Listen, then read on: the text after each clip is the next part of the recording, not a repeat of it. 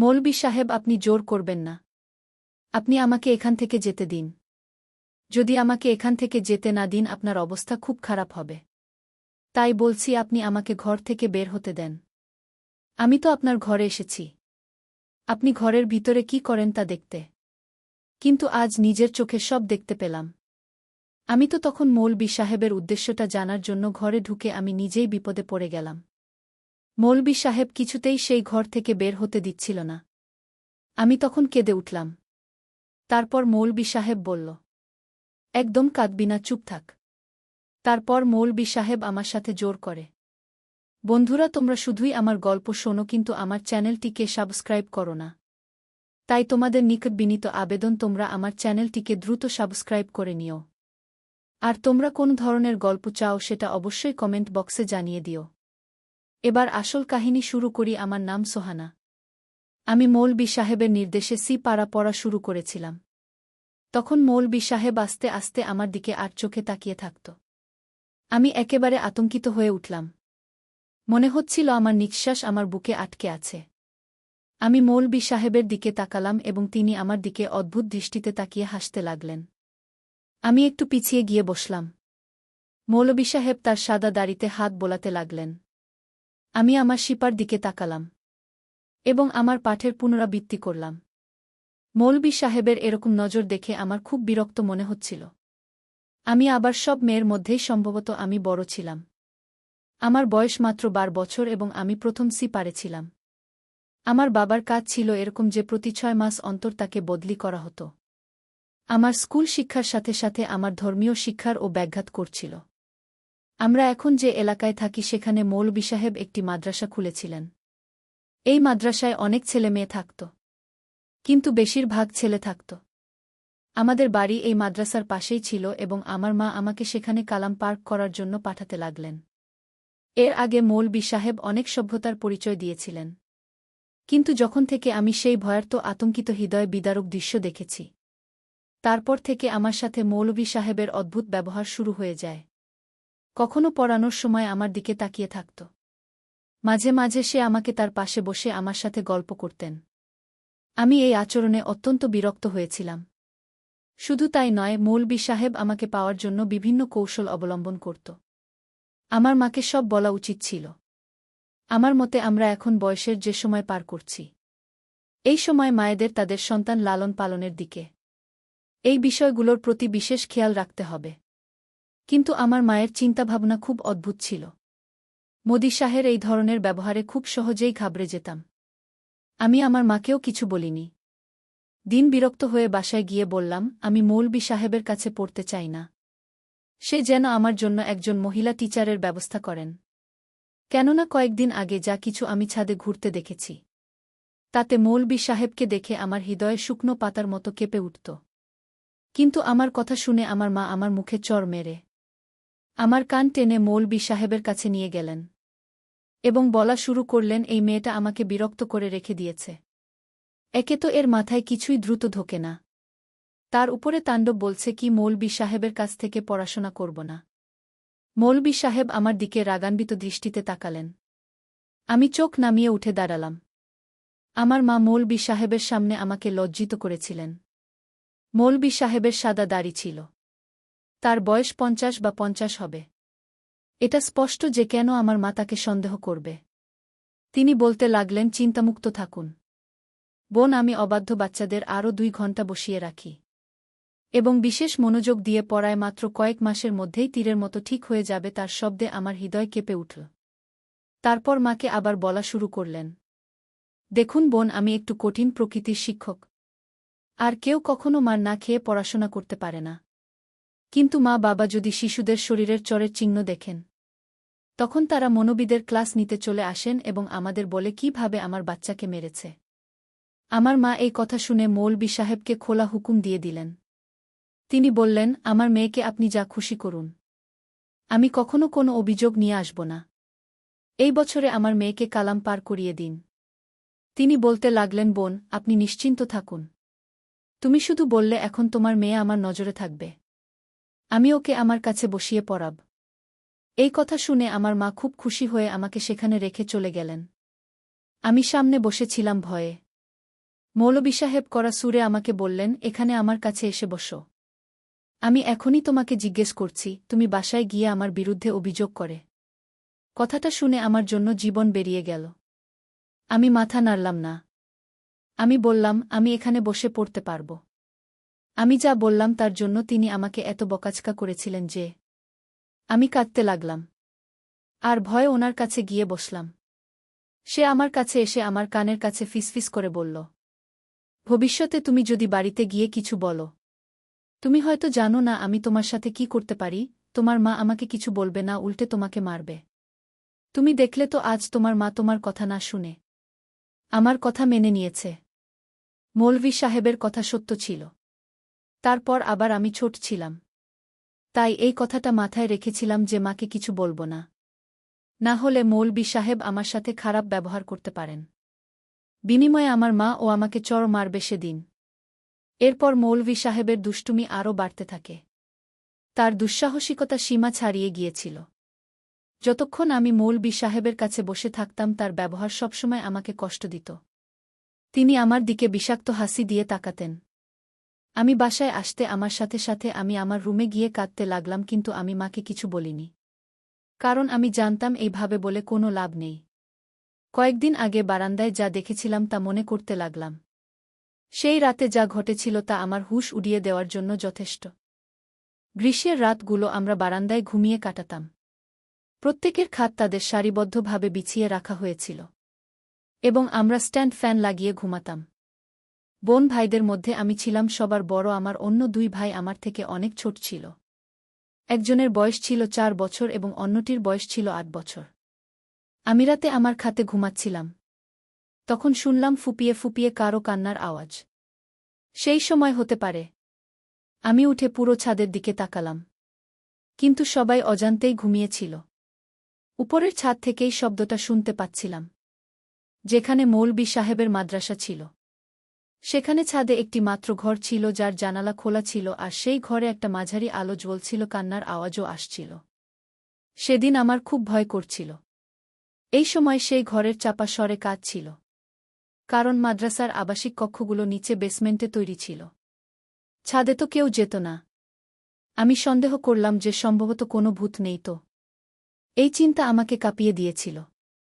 আমার মায়ের খাট ঠিক আমার পাশেই ছিল। আমি আয়াতুল কুরসি পড়তে লাগলাম, কিন্তু ওর কান্নার আওয়াজ আমার কানে আসতে থাকল। আমি শক্ত করে চোখ চেপে ধরলাম আর ঘুমানোর চেষ্টা করতে লাগলাম। পরদিন যখন মাদ্রাসায় গেলাম, মৌলভী সাহেব বাদাম মিশ্রিত দুধ খাচ্ছিলেন। তিনি বললেন, সারারাত দিনই ওয়াদিফা করছেন, খুব দুর্বল লাগছে। প্রথমত, জান্নাতের ভূত প্রেতের বাচ্চারাও বড় কষ্ট দেয়। এই সময় অনেক নারী তাদের সন্তানদের না যার জন্য ছাড়তে আসেন। মৌলানার কথা শুনে একজন মহিলা যাকে খুব বিচলিত দেখাচ্ছিল বলতে লাগলেন, তাই তো মৌলভী সাহেব, আপনার ছাদে কারো কান্নার আওয়াজ শোনা যাচ্ছিল। কথাটা শুনে আমিও স্তব্ধ হয়ে গেলাম। এর অর্থ এই যে আওয়াজটি কেবল আমার কাছে আসেনি। মৌলভী সাহেব বলতে লাগলেন, এটি জান্নাতের এক ভূতের বাচ্চা ছিল। আমি যখন ওয়াদিফা শুরু করি তখন সে আমাকে বিরক্ত করতে চলে এসেছিল। তখন আমি তাকে বেঁধে রাখি। তখন তার কান্না আমার সাথে সাথে আপনাদেরও বিরক্ত করতে শুরু করে। শুধু এইটুকুতেই সীমাবদ্ধ থাকলে আফসোস হতো না, কিন্তু বদমাসটা যেতে যেতে পথে আমার এক শিশুকে মেরে গেছে। বেচারা আর জ্বরে পড়ে আছে। মৌলভী সাহেবের কথা শুনে সেখানে উপস্থিত মহিলারা আরও ভয় পেয়ে গেলেন। মৌলভী সাহেব বলতে লাগলেন, বন্ধুরা, চিন্তা করবেন না। আমি তাকে বুঝিয়ে দিয়েছি সে কারো ক্ষতি করবে না। তবে কেউ যদি রাতে কান্নাকাটি বা ফোপানো আওয়াজ শুনতে পায় বা সাহায্যের জন্য ডাকে তবে সেদিকে মনোযোগ ও দিও না। অন্যথায় আমার শিষ্যের যা ঘটেছে আপনাদের সাথে একই ঘটনা ঘটবে। কারণ সেও কান্নার আওয়াজ শুনে ঘরে ঢুকেছিল। এ কথা শুনে মহিলারা সবাই ভয় পেয়ে গেল।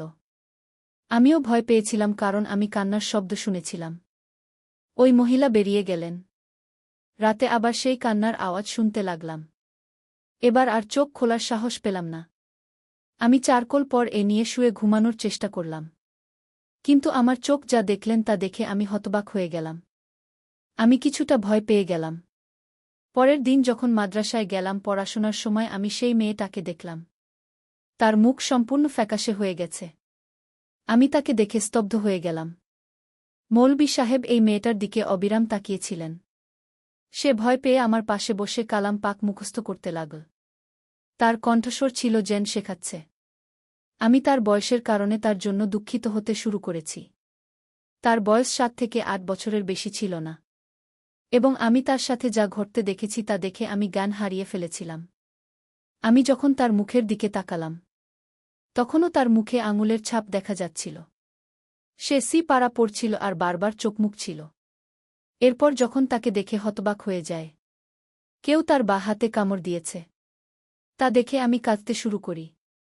মৌলভী সাহেব কিছুক্ষণের জন্য উঠে বাইরে চলে গেলেন, কারণ এলাকার এক সাহেব তাকে অনেক দামি উপহার পাঠিয়েছিলেন।